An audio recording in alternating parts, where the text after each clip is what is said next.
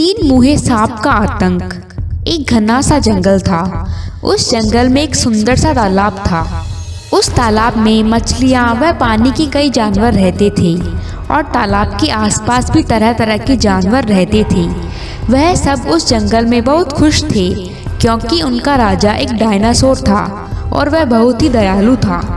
राजा के साथ एक बाज भी रहता था जो राजा का मंत्री था। एक दिन उस जंगल में एक तीन मुंह वाला सांप आ गया। आते ही वह सांप जंगल में आतंक मचाने लगा और छोटे जानवरों को अपना शिकार बनाने लगा और खाने लगा। उसका जब भी मन करता वह खरगोश, मछली या मुर्गी किसी भी छोटे जानवर को मार कर खा जाता था।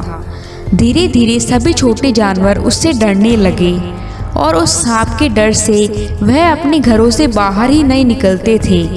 देखते ही देखते सांप के लिए अब भोजन मिलना मुश्किल होने लगा।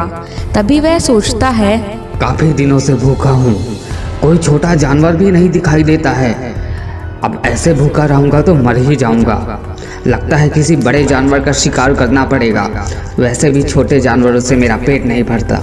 यह सोचकर वह सांप बड़े जानवरों की तलाश में निकल पड़ा। कुछ दूर जाने पर उसे एक भेड़ घास चरते हुए दिखाई दी। सांप ने मन ही मन सोचा, वाह कितनी मजेदार भेड़ है, इसको खाने में तो बहुत मजा आएगा और कई दिनों से भूखा हूँ, अभी इसे मारकर अपनी भूख मिटाता हूँ। भेड़ सांप के खतरे से अनजान घास खाने में व्यस्त थी। तभी उस सांप ने भेड़ पर पीछे से वार कर दिया और उसे गिरा दिया। सांप ने भेड़ को मार दिया और मजे से उसका मांस खाने लगा और देखते ही देखते कई दिनों से भूखा सांप पूरी भेड़ को खा गया। वाह यह भेड़ तो बड़ी स्वादिष्ट थी। आपसे उन छोटे जानवरों का शिकार करने से ज़्यादा अच्छा है कि मैं बड़े जानवर का शिकार करूं, उससे मेरा पेट भी भर जाएगा। अब वह सांप बड़े जानवर जैसे बकरी, हिरण, भेड़ जैसे जानवरों को खाने लगा। धीरे धीरे उसकी दहशत पूरे जंगल में फैल गई। वह रोजाना किसी एक जानवर का शिकार करता और उसे पूरा खा जाता। अब उस तीन मुँहे सांप को अपने ऊपर घमंड हो गया था।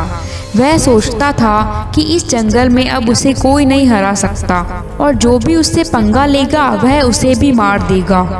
उसको अपनी ताकत पर बहुत घमंड हो गया था। जंगल के सभी जानवर अब उससे बहुत परेशान हो गए थे, तो सभी मिलकर राजा डायनासोर के पास गए।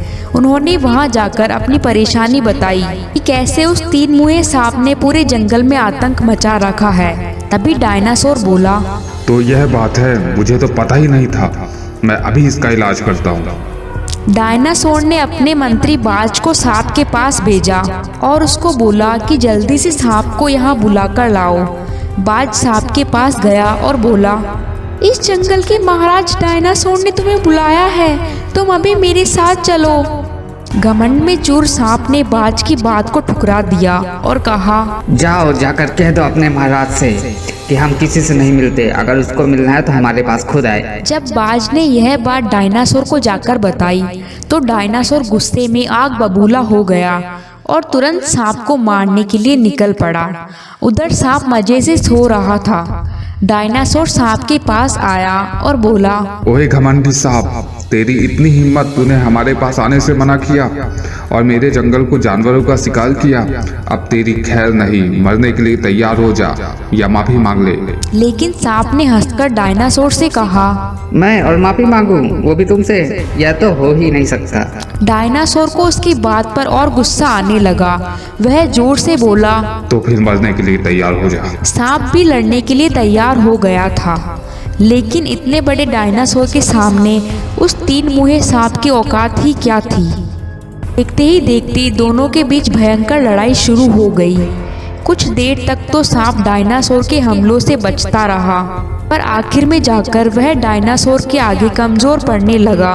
फिर डायनासोर ने उसे नीचे गिरा दिया और अपने पैरों से कुचल दिया। वह सांप और उसका घमंड वही मर गया। अब जंगल के सभी जानवर बहुत खुश रहने लगे। ऐसे ही राजा डायनासोर ने पूरे जंगल की रक्षा की। ऐसी और वीडियोस देखने के लिए हमारे चैनल को सब्सक्राइब कीजिए।